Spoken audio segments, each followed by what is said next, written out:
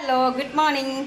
അന്നേരം നമ്മൾ ഇന്ന് രാവിലെ കിച്ചണിലേക്ക് പ്രവേശിക്കുകയാണ്. അതാണ് സ്റ്റീൽ ബോഡി കാണിച്ച ഒരാൾ വന്നിട്ടുണ്ട്.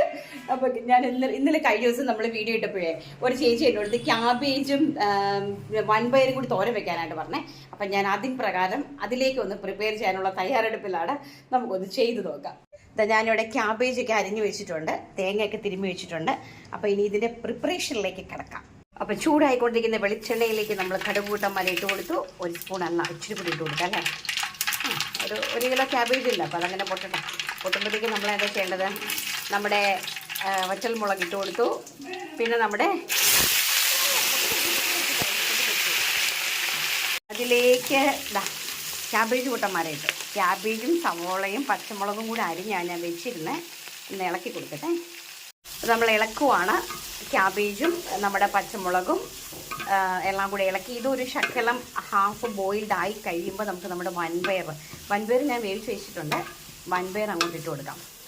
അപ്പോൾ ശകലം ഇതൊന്ന് ഇച്ചിരി ഒന്ന് ഈ എണ്ണയ്ക്കകത്ത് കിടന്ന് ആ പച്ചമുളകിൻ്റെയും ആ നമ്മുടെ സവാളയുടെയും പച്ചമുളകിൻ്റെയൊക്കെ നീരിൽ ശകലം ഒന്ന് ആവിയിൽ ശകലം ഒന്ന് ബോയിലായിട്ട് വരട്ടെ.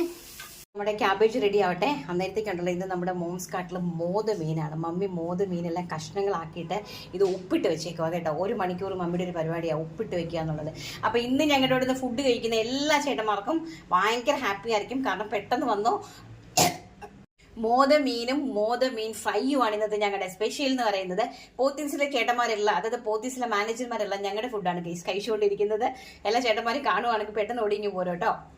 അപ്പം നമ്മുടെ ക്യാബേജ് ഇതവിടെ കിടന്ന് റെഡി ആയിട്ടുണ്ട്. ഇതിലേക്ക് നമുക്ക് വൻപയറിടാം. ഇതിലേക്ക് നമ്മളങ്ങനെ വൻപയറിട്ടു. ഇപ്പം രണ്ടും കൂടെ ഒന്ന് മിക്സ് ആക്കിയിട്ട് നമുക്ക് അരപ്പിട്ട് കൊടുക്കാം. കണ്ടോ, എന്നാ ഭംഗിയല്ലേ.